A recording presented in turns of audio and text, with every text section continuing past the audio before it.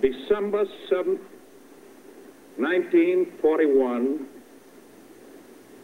a date which will live in infamy. After Japan attacked the Pacific Fleet at Pearl Harbor, George Breding didn't need to be called to action. He enlisted.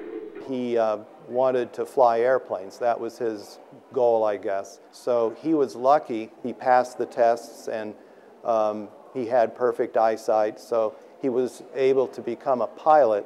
George ended up in the cockpit of a C-47. When Allied forces invaded the beaches of Normandy, he was there, towing gliders.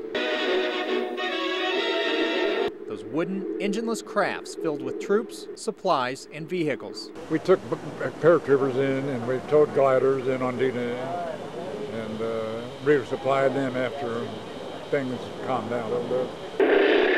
On D-Day, the weather was not good. It was foggy, it was rainy, and they had to fly at a very low altitude. And they were within range of rifles and pistols. They were so low. A lot of the planes were shot down. He followed up with flying missions to drop off supplies and paratroopers after the invasion. After the war, George Breding had no ticker tape parade. He got married, found a job as an insurance adjuster, and blended back into civilian life, never saying much about his time in Europe. But he never forgot his commitment to service. He spent countless hours volunteering, and his life served as an example to others. 2 of his children and 2 grandchildren decided to enter the armed forces, one of whom is currently on his 2nd tour in Iraq. I always like to compare what I was doing at my age to what my grandpa was doing. Like, for example, when I was 12, I would be thinking about what he was doing, and he would probably be trying to find work during the Great Depression.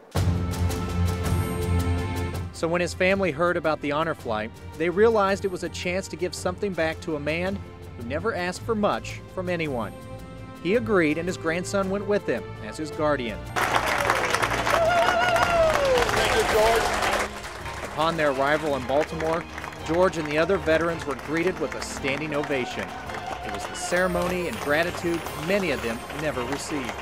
And for George himself, another surprise. His son and 2 more of his grandchildren who'd come to meet him. Really a great surprise to see my family and all these other people doing the same thing. George Breding's honor flight to Washington brought out a change in him. He never talked about the war. He didn't like to be asked about it, you know, very quiet when it came to that topic. I mean, when we got there, man, it was completely different. He lit up, you know, when I saw him around the other veterans, he approached them, you know, and he really wanted to hear their stories and, you know, what they did. But it was a trip George almost didn't make. 2 days before he was scheduled to go to Washington, he received some bad news. Monday, he was diagnosed with a mass in his lung. He then tried to get out of the honor flight. He said, no, I don't think I want to go. I think I just want to stay home. And it was kind of a family force of, no, you have to do this. And hold. And hold. And hold.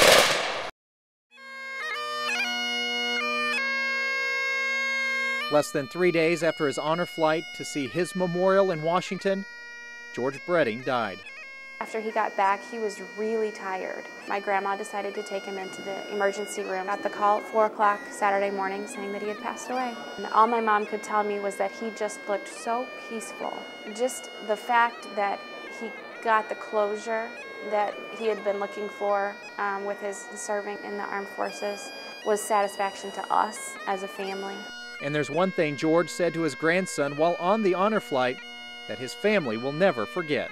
My grandpa just kind of looked at my brother and said, I think I can die now. Everything could be in place in order and for me ready to go. He referenced my brother as his hero for taking him on the trip, and my brother was just starstruck with that. And that blew me away. We are sad today, but at the same time we're celebrating a man who got to see his memorial 3 days before he died. It's sad, but you have to celebrate that.